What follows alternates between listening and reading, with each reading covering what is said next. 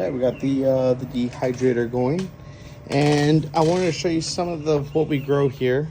This certainly isn't everything, and the list is constantly being added to. But here's some wild carrot, rose, artichoke, romaine,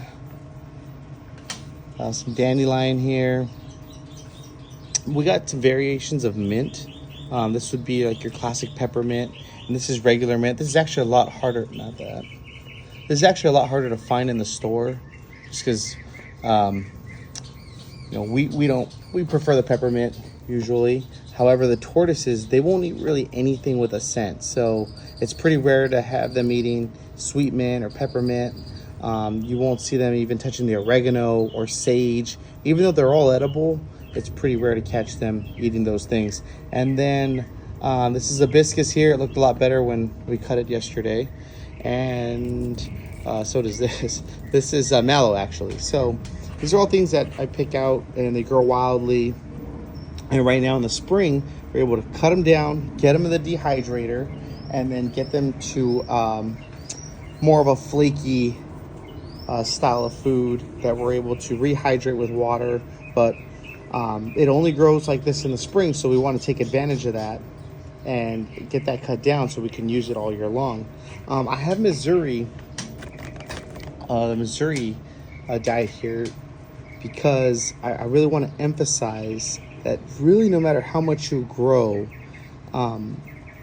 it will almost never be enough to be what they would truly find in the wild. So let me tell you why I say that. So scientists analyzed the stool of a leopard tortoise, and they found over 250 plant species in one single stool. So if you think about that, no matter how much I grow, how much of Missouri or Zoomed or whatever I try to give them, we'll almost never be able to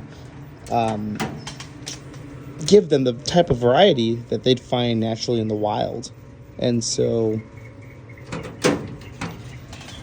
it's important that we're constantly giving them new variations, trying to find new plant. That's why I highly encourage planting your own food. The dehydrating process is coming along real well. So this is kind of what we want. This, and then just like that, we'll crush this up and put it into bags, sort it, and get it to other tortoise keepers as well. So I just kind of want to show you what I do with the food that we grow here, and some of the variations of stuff that we grow, some of the variants of plants, and all that good stuff. So if you're not growing your own tortoise food, you're really missing out, and your tortoise bill is probably really expensive because these guys can really eat. So I really just wanted to hit home on the fact that these guys will graze and find so much out in the wild. It's tough to mimic that. I have ryegrass, timothy, hay, clover. They're all growing wild. I try to apply these to their foods. I use romaine lettuce to do that because they just love romaine. So I'll cut up some hay and stick it in there. Romaine's a good one to add your calcium to. So use food as a tool, especially foods that you know they're going to like, dandelion, romaine, mustards, things of that nature. And then things that they'll eat, but if any of the other things are on the table, they're probably not going to. So hibiscus is a big one.